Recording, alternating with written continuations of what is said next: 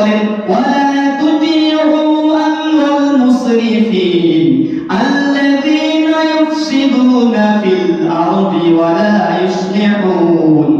ওয়ালা তুতিউ অনুসরণ করা যাবে না আমরাল মুসরিফিন, যারা সীমা লঙ্ঘন করে, আল্লাযীনা যারা ফিল আরদি জমিনে ফাসাদ সৃষ্টি করে, ওয়ালা ইফসিদুনা ফিল আরদি জমিনে ফাসাদ সৃষ্টি করে, ওয়ালা ইসলিহুন এবং যারা শান্তি প্রতিষ্ঠার কাজ করে না, এমন ব্যক্তিকে নেতা হিসেবে মানা যাবে না।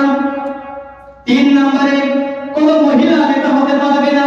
ঘোষণাকার আল্লাহ পাক রব্বুল আলামিন সূরা নিসার 5 নম্বর পারার 2 নম্বর পৃষ্ঠার 10 নম্বর লাইনের 34 নম্বর আয়াতের প্রথম অংশে জানিয়ে দিয়েছেন ইয়া রিজালু কাওয়ামুনা আলান নিসা।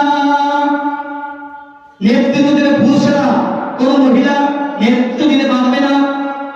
বিশ্বনবী সাল্লাল্লাহু আলাইহি ওয়াসাল্লাম বলেছেন লা ইউফলিহু কওমুন ইমরাতুন, ওই জাতি কখনো সফলকাম হতে পারবে না যে জাতির নেতৃত্ব দিতে কোনো মহিলা।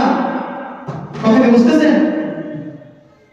3 নম্বরে 15 নম্বর পারার 4 নম্বরে সূরা কাহাফ 15 নম্বর পারার 15 নম্বর পৃষ্ঠার 10 নম্বর লাইনের 28 নম্বর আয়াত আল্লাহ পাক রব্বুল আলামিন বলেন ওয়ালা তুতি'u মান আগফালনা কলবাহু আন যিকরিনা ওয়াত্তাবা'a হাওয়াহু ওয়া কানা আমরুহু ফুরতা। যারা সীমা লঙ্ঘন করে, পাশাপাশি নিজেদের ইচ্ছা মতো কাজ করে, নিজের আইন তৈরি করে, এমন ব্যক্তিদেরকে নেতা হিসেবে মানা যাবে না।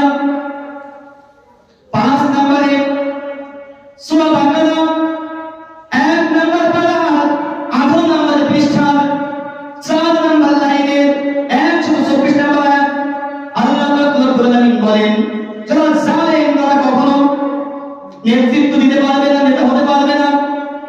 وَإِذِ ابْتَلَى إِبْرَاهِيمَ رَبُّهُ بِكَلِمَاتٍ فَأَتَمَّهُنَّ قَالَ إِنِّي جَاعِلُكَ